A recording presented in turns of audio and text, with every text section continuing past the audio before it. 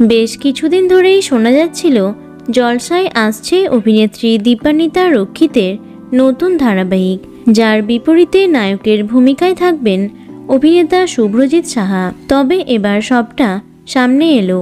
আবারও ত্রিকোণ প্রেমের গল্প নিয়ে আসছে শুধু তোমারই জন্য।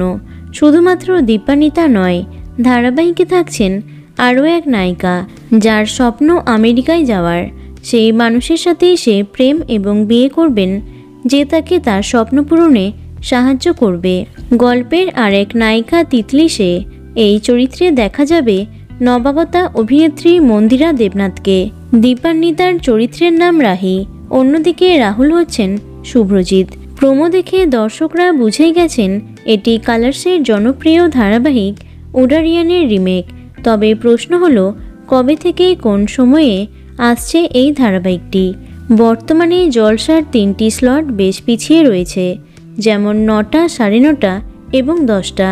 শোনা যাচ্ছে 9টা অথবা 10টায় আসতে পারে এই মেগা। টলিপাড়া সূত্রে খবর, সামনের মাসের প্রথম করেই আসতে চলেছে নতুন মেগা শুধু তোমারই জন্য। দেখা যাক কি হয়। তো বন্ধুরা, দীপান্বিতা শুভ্রজিতের নতুন ধারাবাহিকটির জন্য কে কে এক্সাইটেড অবশ্যই কমেন্টে জানিও। ভিডিওটি লাইক এবং শেয়ার করো।